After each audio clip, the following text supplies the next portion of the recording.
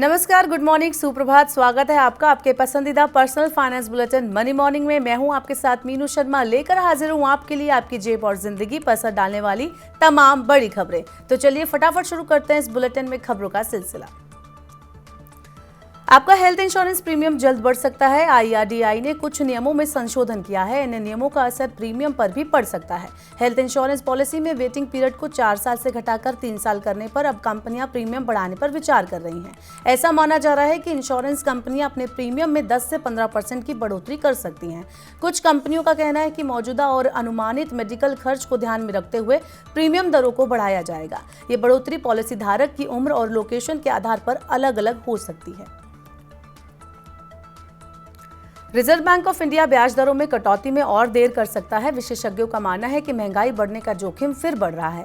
वहीं US federal reserve ने भी ब्याज दरों में बदलाव को एक बार फिर टाल दिया है। ताजा सर्वे में विशेषज्ञों का मानना है कि रिजर्व बैंक अक्टूबर-दिसंबर तिमाही में रेपो दर में कटौती कर सकता है। इससे पहले वाले सर्वे में जुलाई-सितंबर तिमाही के दौरान रेपो दर में कटौती होने की संभावना जताई थी। RBI लगातार 7 बार से रेपो दर को स्थिर बनाए हुए है। गवर्नर शक्तिकांत दास ने कहा है कि जब तक खुदरा महंगाई दर 4% के तय लक्ष्य के दायरे में नहीं आती, तब तक ब्याज दरों में कोई राहत नहीं दी जाएगी।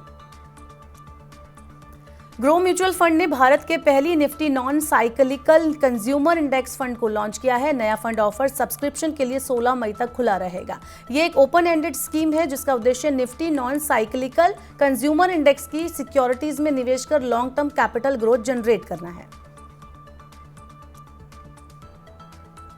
भारतीय जीवन बीमा निगम के कर्मचारियों को जल्द ही बढ़ी हुई सैलरी मिलेगी। वित्त मंत्रालय ने कर्मचारियों के वेतन संशोधन को हरी झंडी दे दी है।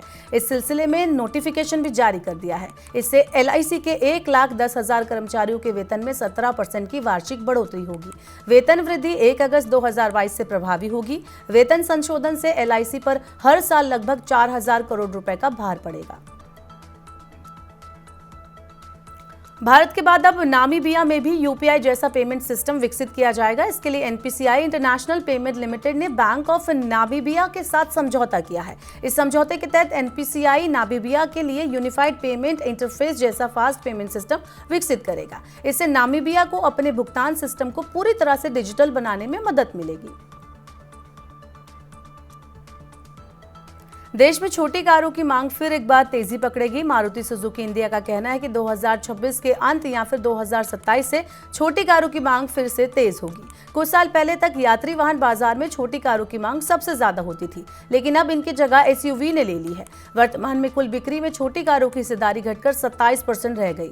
वित्त वर्ष 2017-18 में कुल वाहन बिक्री में छोटी कारों की हिस्सेदारी 47.4% थी।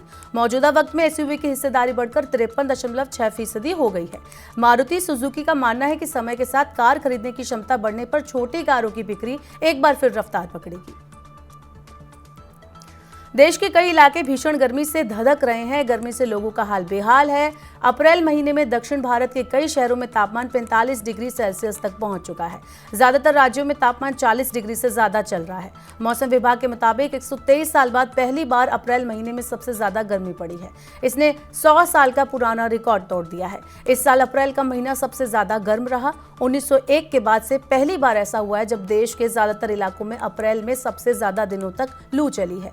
मई महीने में भी लोगों को प्रचंड गर्मी से राहत मिलने के आसार कम ही दिख रहे हैं। मौसम विभाग ने मई महीने में 11 दिन तक लू चलने की आशंका जताई है। एक्सिस बैंक ने FD की ब्याज दरों में संशोधन किया है। बैंक ने 2 करोड़ रुपए से लेकर 5 करोड़ रुपए वाली FD पर ब्याज दरों को बढ़ाया है। ब्याज की नई दरें 1 मई से लागू हो चुकी हैं। बैंक 30 दिन से लेकर 10 साल तक वाली FD पर ग्राहकों को 5.50% से लेकर 7.20% तक ब्याज की पेशकश कर रहा है। बैंक ने वरिष्ठ नागरिकों को सामान्य ब्याज दर पर ½ अतिरिक्त ब्याज देने की घोषणा की है। कीमतों को नियंत्रित करने वाली सरकार ने अब पेट्रोल डीजल की खरीद बिक्री को भी निर्धारित कर दिया है। त्रिपुरा सरकार ने पेट्रोल और डीजल बेचने खरीदने की सीमा निर्धारित कर दी है। त्रिपुरा सरकार ने मालगाड़ियों के बाधित होने से ईंधन के भंडार में आई कमी को देखते हुए पेट्रोल और डीजल की बिक्री की सीमा निर्धारित कर दी है। 2 पहिया वाहन प्रतिदिन 200 रुपए और 4 पहिया वाहन 500 रुपए तक का पेट्रोल खरीद सकेंगे। वहीं एक दिन में एक बस को केवल 60 लीटर डीजल ही दिया जाएगा। मिनी बस, ऑटो रिक्शा, इन सब के लिए ये सीमा 40 और 15 लीटर होगी। बुजुर्गों के लिए हेल्थ इंश्योरेंस के मामले में भारत एशिया प्रशांत देशों में सबसे निचले पायदान पर है। एडीबी ने अपनी एक रिपोर्ट में कहा कि दक्षिण कोरिया और थाईलैंड ने यूनिवर्सल हेल्थ इंश्योरेंस कवरेज के लक्ष्य को हासिल कर लिया है, जबकि भारत समेत कई देश इस मामले में अभी भी पीछे हैं। इन देशों में वृद्ध लोगों के बीच हेल्थ इंश्योरेंस की पहुंच सबसे कम 21% है। हालांकि रिपोर्ट में यह कहा गया कि गरीब लोगों को कैशलेस हेल्थ बीमा देने वाली आयुष्मान भारत जैसी योजना आने के बाद से बुजुर्गों का स्वास्थ्य कवरेज बेहतर हुआ है। तो फिलहाल आज के लिए हमारे मनी मॉर्निंग के बुलेटिन में इतना ही। अपने काम की जरूरी खबरें देखने और समझने के लिए सब्सक्राइब करें हमारे यूट्यूब चैनल को। अब आप मनी 9 की ऐप पर पर्सनल फाइनेंस से जुड़ा कोई भी सवाल पूछ सकते हैं। आपको स्टॉक से रिलेटेड कुछ पूछना है, म्यूचुअल फंड में निवेश करना है या टैक्स से जुड़ा कोई भी सवाल पूछना है तो सीधे पूछे अपने एक्सपर्ट से, कहीं भी कभी भी, सिर्फ मनी 9 पर। नमस्कार दोस्तों, मैं हूं संतोष सिंह। अगर आपको नहीं समझ आता है स्टॉक, करना चाहते हैं निवेश, पूछना चाहते हैं स्टॉक मार्केट से रिलेटेड कोई भी सवाल, तो पूछिए talk to expert section money 9 के ऐप पर। Download the app now. वहीं पर्सनल फाइनेंस से जुड़ी खबरों को आप पढ़ना चाहते हैं और ज़्यादा समझना चाहते हैं तो हमारी वेबसाइट www.money9.com पर विजिट करें। यहाँ पर 7 अलग अलग भाषाओं में आपको पढ़ने और समझने को मिलेंगी पर्सनल फाइनेंस से जुड़ी तमाम बड़ी खबरें। वही खास कार्यक्रम अगर आप देखना चाहते हैं तो मनी 9 के सुपर ऐप को आप जरूर डाउनलोड कर लें। बने रहिए मनी 9 के साथ। नमस्कार।